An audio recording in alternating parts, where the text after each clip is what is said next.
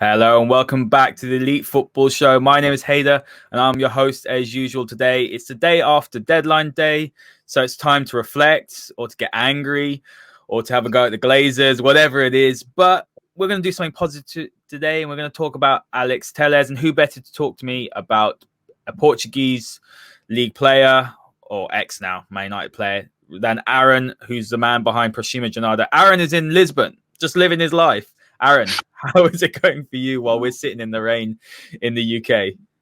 Yeah, it's going well. Thanks for having me. Yeah, so it was a busy day yesterday. I arrived last night. Obviously, by the time I got off the flight, I saw that the window had shut. So yeah, lots to talk about, lots to reflect upon. Yeah, very busy day. Absolutely. And look, Alex Telles is signed for Man United. You know what? Something that struck me straight away about him, I know it's early days, but he seems genuinely delighted to be at Man United. He's saying all the right things. He looks pretty good in the United shirt, I must admit. But what I'm most excited about is his attacking output. And like, I just want to ask you, because you've seen him more on a regular basis, and I think the consensus is anyone better than Luke Shaw going forward, because he doesn't offer enough, I would say, although Shaw makes good runs, but that end product isn't there. Something which Telles excels in. But there are a lot of probably reports, and I would say a lot of fans are concerned, and I've seen Telles play. I think defensively he can be found wanting at times. He can be found to be out of position. Can you give the listeners an overview on what Telles' strengths are, his mentality, and what weaknesses we can expect to see at Man United? Yeah, so you touched on it well there. To be honest, the mentality thing is massive. So he's a winner. What you're getting is a winner, is someone that he's been there for Porto and scored important goals, big goals. He's turned up when his team have needed him. You only have to troll through Twitter to see videos of last minute goals, last minute assists, and sort of just pushing his team up the field, even from a defensive position. And that's one of his biggest strengths, is that he likes to get up the field. Someone made a comment, I can't remember who it was, and he said he's basically a left winger who's playing left back. Now that's twofold. So that explains perhaps that maybe he's found wanting defensively at times. Now, I don't think he's as bad of a defender as he gets made out to be. I think it's because he's so good going forward that people often just assume, yeah, he's terrible defensively, but he's good going forward. He's not terrible defensively. He's not great. So, but how many modern fullbacks are the perfect fullback at 100% going forward and 100% defending? It used to be sort of one or the other. Now, defensively, he's been playing for a top team in Portugal, a team who usually have a lot of the ball. Teams will sit deep and try and soak up pressure and then hit them on counter-attacks. So he's dealing with a different type of defending than what he'll be doing for Manchester United, where the games might be a bit more even, because there's so many teams in the Premier League who are competing. It's such a competitive league that teams aren't just going to sit off and then try and counter. It'll be a lot more balanced. So I think we'll see how he does. When he puts on that United jersey and starts playing. But going forward is the main reason he's being signed. It's his crosses into the box. It's his set pieces. I mean, he scores a lot, but albeit he does score from the penalty spot. So how that'll work with Fernandes now at United, I'm unsure. But I think last season he got 9 assists. Unsure how many of them came from set pieces, but it's those crosses coming into the box. It's those free kicks from those good areas that he can put a ball on someone's head if you're willing to gamble. Whenever Porto had a free kick going. That was going into the box, they were always sending the big men up from the back. So you like Pepe, they were always going up, because you'll always gamble on an Alex Telles cross finding its man. So I think going forward as well, he's quite a fluid player. He likes to play 1-2s. He likes to overlap. He just likes to get up the field. And again, as I mentioned before, positionally sometimes found a little bit wanting, but that's going to happen when you're constantly pushing up the pitch. If he was told not to get past the halfway line, we'd probably see a better defender, because he's conserving his energy. He's not constantly bombing up and down the pitch. Now, many times when he's being caught out of position will be when a player will get dispossessed and then they'll hit them on the counter attack, and it's like, where's Tellers? Well, he's halfway up the field because he, on the left hand side, was Porto's source of the attack.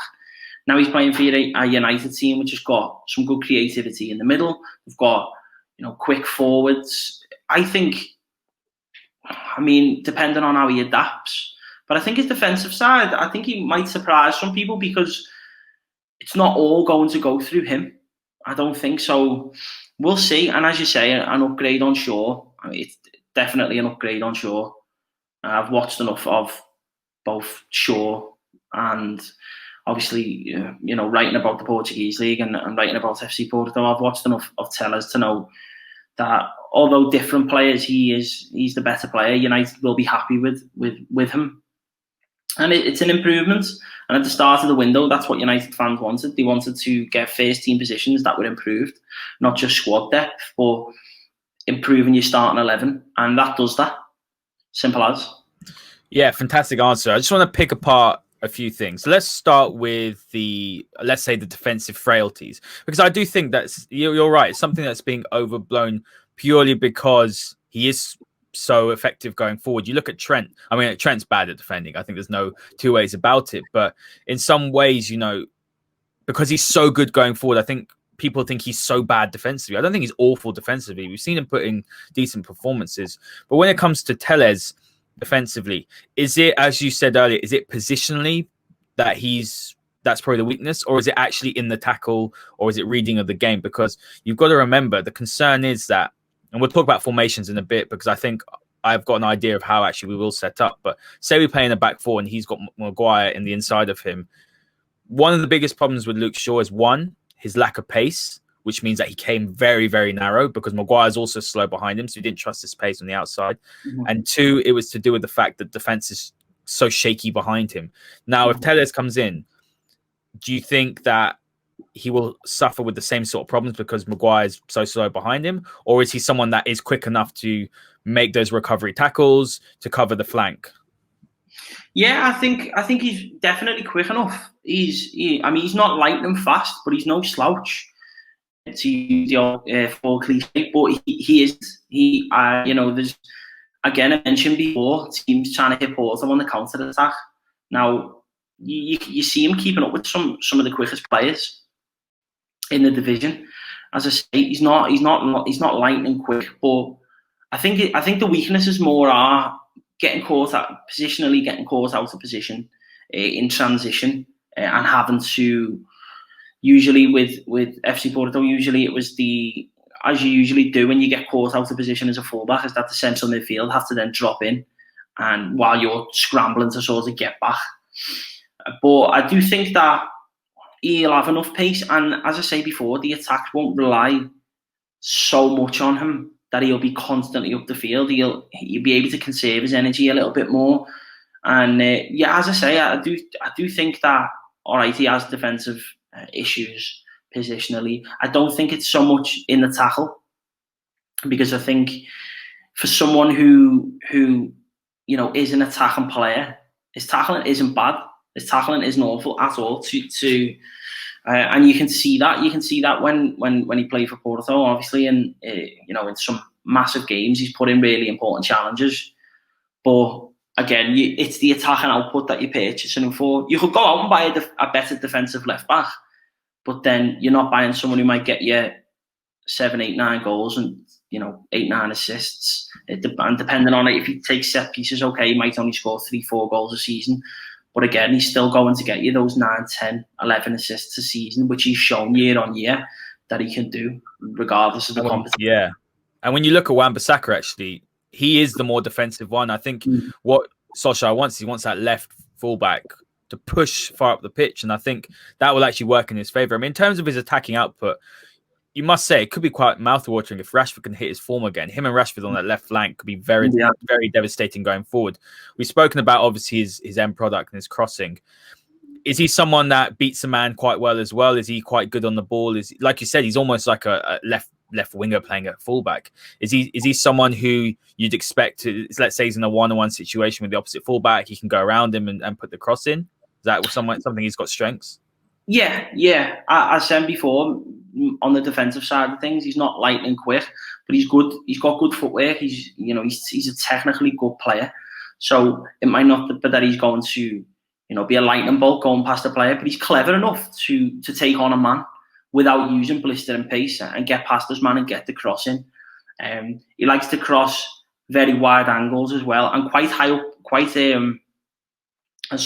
So as he gets past the halfway line, already looking what angle can I get. He's not always going to take it down to the byline every time and put in a cross, by the corner flag. He'll try and put in almost like not to compare them because they're completely different players, but David Beckham almost used to, it was like he was taking a free kick while the game was playing. So he would get to that really, really wide angle just after the halfway line, maybe touch it a couple more yards. Onto the striker to make that out to in run, or the winger. Exactly, that not always going to take it. Again, with Beckham, he weren't the quickest player in the world. He weren't going to always take it to the corner flag and try and beat his man and come back inside and cross. It was, have I got enough space? I trust my delivery. I trust my feet to put in, a really good ball. And you do see that about him, that he will love to get his crosses off.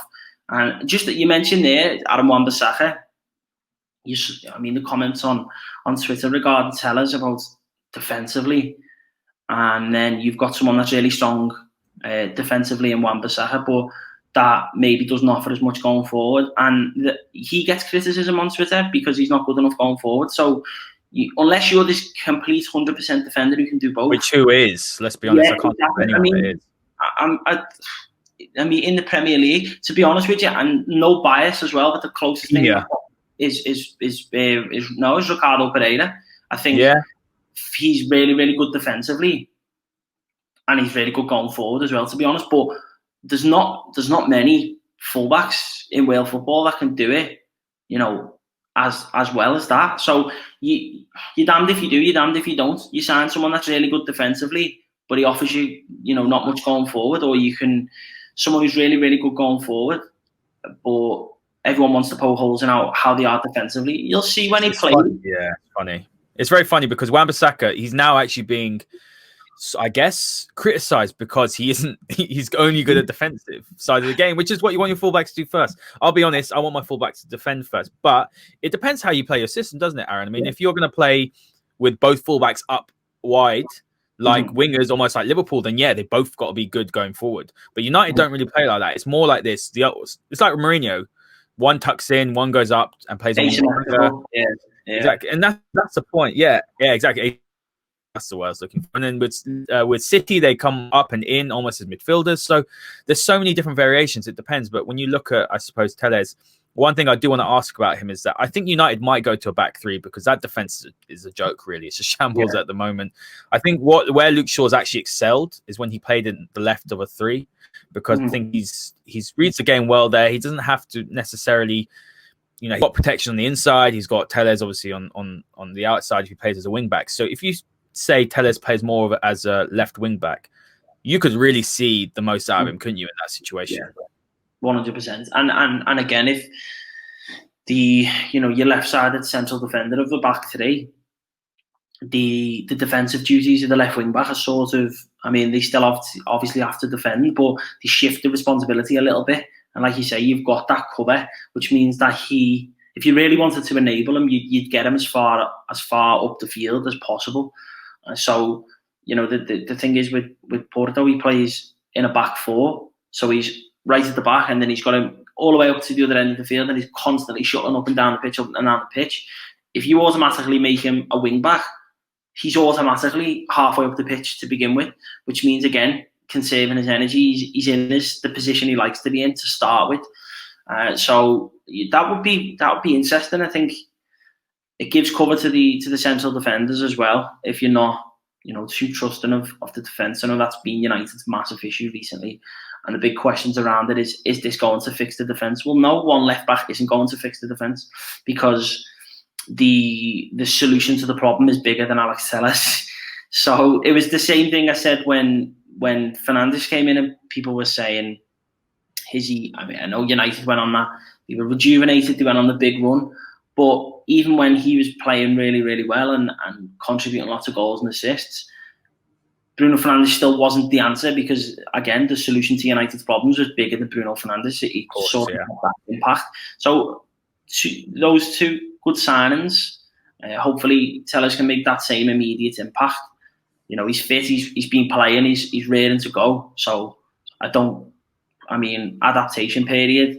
He's played in lots of different countries. He's played in Italy. He played for Galatasaray. I think he played for, obviously, in Brazil. He's played in Portugal. He's played for the Brazil national team. He's 27. This isn't a 21-year-old that's, going to be sort of quaking in his boots and will need time to adapt. Ollie will just think, yeah, you're old enough, you're experienced enough, and you're good enough. You're going in. And I don't see anything wrong with that. Yeah, completely agree. This is going to be a difficult one to sort of predict because obviously you don't know how he's going to settle. But let's just say he hits his best form. And let's say we compare him to some of the other better or good left backs in the league. You can probably say Luca Digno's up there with the best. I'd probably say he probably is one of the best at the moment. Robertson's up there. Chilwell's good going forward. He had a great debut the other day. Defensively, again, it's the same thing, isn't it? People do complain about that. But talking about maybe the sort of top left backs in the league, if Tellers hits his form, is he up there with the best? Yeah, 100%. I mean, I won't say that he will be the best, but he'll definitely be up there because in terms of if he can get that attack and output, he can transfer it over, and he has enough, cover defensively. And I'm just really intrigued to see how he does playing in this system and playing because he's sort of playing a different role. He's playing in a different type. He's playing in a different type of team. He's not playing in a team who were expected to win the league, and that's no disrespect to Manchester United. But I think there's 5-6 teams in the Premier League who are all top quality. Whereas it's a lot different if you're playing for Porto and you're playing against a team who are 15th and 16th, that's an 18-team league, so that's right there at the bottom. Whereas United turning up against the team who are 17th and 18th, it'll be it's a different game. They're not going to sit off for 90 minutes. The Premier League's not like that. Just have to look at Villa. They beat Liverpool 7-2.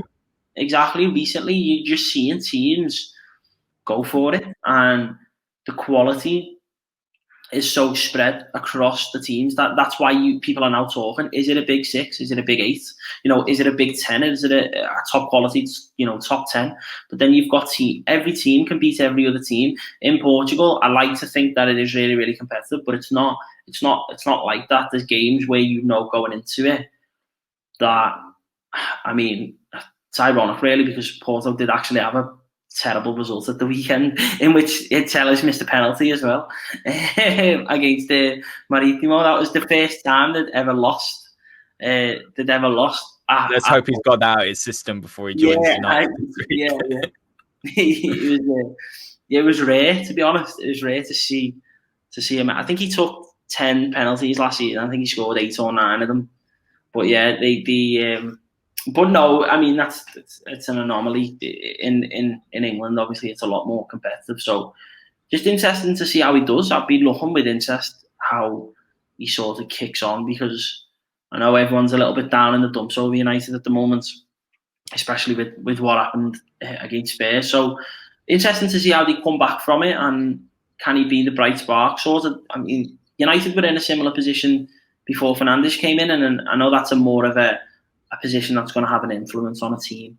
But we'll see. It's still early days. It's still very, very early. I mean, 4 games played. Have United played 3 games? Yeah, so... They've won 2, lost 2. One of them was Carabao. Look, it's a terrible start. 3 points from 3 games. Shocking. But I think one of the positives for me, sort of the last point, because I want to talk to you about Everton. I know you're an Everton fan. We can touch on that for 5 minutes. But looking at one of the positives, Cavani coming in, great with his head. Tellez, good crosser.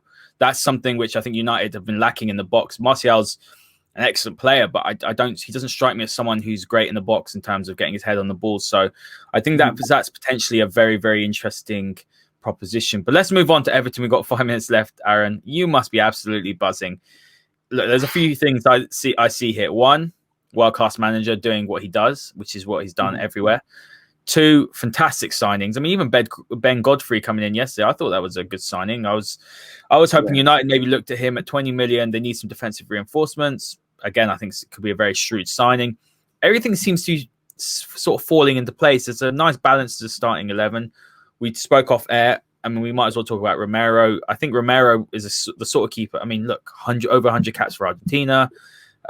He's played, obviously, at United. He's played at so many clubs around Europe. Fantastic keeper, good with his feet. If Everton had got Romero, I think you would have seen, in my opinion, and I know a lot of people think this is crazy, but I think I would have said Everton are able to compete for the title. Because you're saying top of the table, the only thing really is the injuries, right? If you get a few injuries, Calvert-Lewin gets injured, then I think there's a problem there. But the team's playing excellently. James is just a fantastic player, a player who probably wouldn't have joined if it weren't for Carlo. Not to be disrespectful, but that's manager Paul. So yeah, what are your thoughts on Everton and how far can you go this season? I mean, it's been an amazing start. Again, you touched on it well there. I think the only thing is the injuries is sort of outside of that starting 11. It's not even so much the starting 11. It's those signings that have came in. James gets injured, or I mean, Alan got injured recently, so he sat out in the last game, and he's not going on international duty. Hopefully, he's back. I don't know whether he'll be back for the derby or not, but he's so important. You're starting to see the squad players. Well, they were the first 11 players last year. You're starting to see those players in the cup games and stuff come in and play well. And I think that quality on the training pitch now is sort of giving everyone a little bit of a lift, and also the positions are now threatened. So, you know, as an Evertonian, myself as well, last season and, you know, the season before, Gylfi Sigurdsson came in for a lot of criticism because, you know, there's games where he's just strolling around the pitch. He doesn't look interested.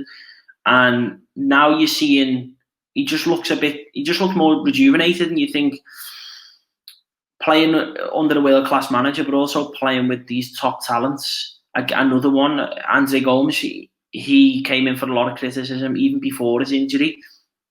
And again, we're playing 4-4-2, two in midfield.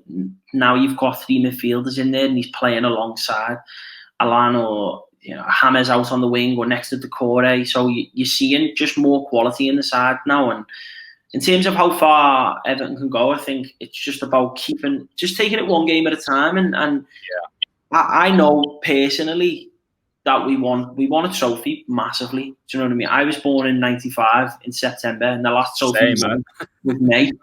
The last one we won was May '95. So I've never even seen us win a trophy.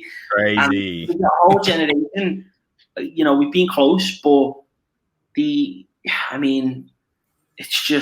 one of those things now. I think we've got United in the League Cup. Is it the semi-final, the Carabao Cup? It's quarter-final. Yeah, I'm really not looking forward to that, mate. I'm really not, because Calvert-Lewin is playing fantastically well. He just looks like that. He's one player, right? So United got linked with him, £45 million beginning of the summer, and I literally laughed. I said, "What the hell, mate?" And I'll be honest with you, all the way, even last season, I thought he was a good player. Obviously, he could score goals, but I was just thinking that Carlo needs to go out and go and buy a striker, because if you want to go to the next level. But it's crazy, like you just said, more quality around him, more creativity. There's two players in there particularly that can put a ball in, Luca Digne and James Rodriguez. Great quality on the ball. He just looks a better player. And I think the one for me that's a real key, though, is Decore. I think if Decore gets injured, because he's that engine, he carries the ball fantastically well. He's almost like two or three players in midfield. If he gets injured, I think that's a problem. But yeah, look, I think a trophy as well. I mean, do you think top four is a possibility? I know it's really early to say, but the way Everton are playing, I could definitely see you guys overturning Liverpool in the Merseyside derby when we get back after international break. It's very, very possible, because they're not looking exactly like they've hit top form. Still a fantastic side, but there is something special going on at Goodison Park, isn't there? Can you feel that? I can feel it. Yeah, there's something there for Everton this season. If something there for them, basically, if they want to go and take it, then, you know, the league's not gonna offer you anything. But if you can keep your players fit and you can stay motivated, I think the big test is, Ancelotti said that in his press conference the other day, that he said he described it as a bubble at the minute. He said we're all in like a bubble, but it's going to burst. Basically, he said we're going to lose a game, because at the minute we're 7 from 7 in the cup and the league, and not even a draw in that time. And he said, we're going to drop points, we're going to get beat, and then because if you go and get beat in the Merseyside derby, and then that impacts you, massively negatively. Liverpool are such a mental barrier over Everton, and they have been for years. We haven't won a derby for 10 years. There's been lots of times going into that game that we went into that in better form than Liverpool. But I mean, you saw that. I mean, when we lost against their kids in the cup, that was nothing to do with the quality on the field. That's a mental barrier. Now, if you get beat, and then that sort of impacts you in the next couple of games, you start to think, oh, it was just a good start. But then on the other side of the coin, you win that first derby in 10 years, and you're 8 for 8, and you're 5 games, 100% record in the league. You're looking at the next couple of games after that, and they're all teams that are sort of bottom halfy teams, mid-table teams. None of the top, I don't think any of last season's top 6 or top 7. So you're thinking, why not? Can you just go on? Typically at home, we've always sort of done well against the big sides, the top 4 sides. You'll know as a United supporter, we love playing against United at home. We usually get a good result. Against City for years. I mean, the first season under Guardiola, when we beat them 4-0, and even before that, we were always good at home. Against Chelsea, we were good at home, but it was those teams that were around us that would come to Goodison, or we go away there and they'd take points off us.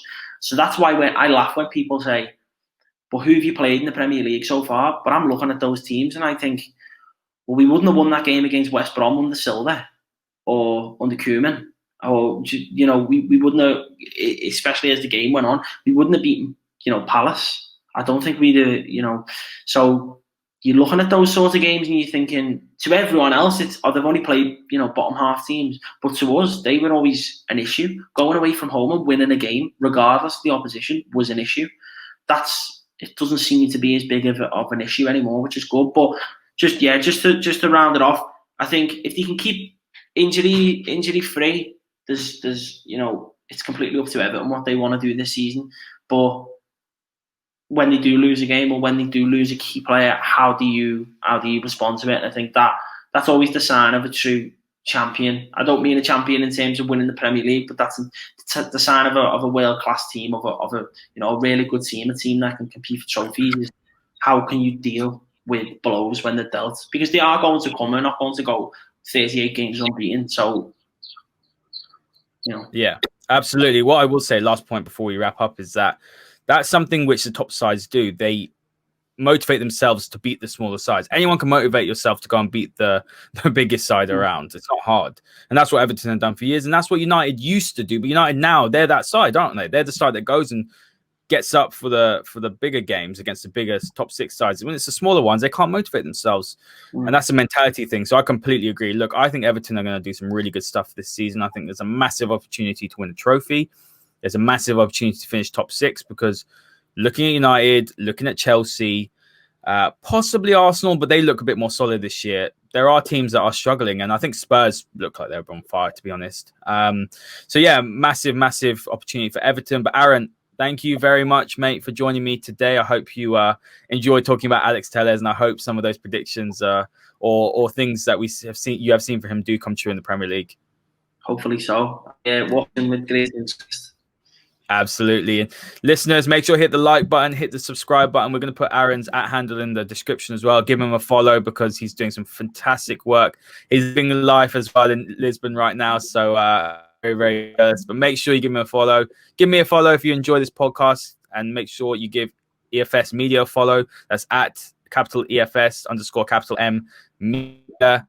We will see you next time, because we've got some great guests coming up.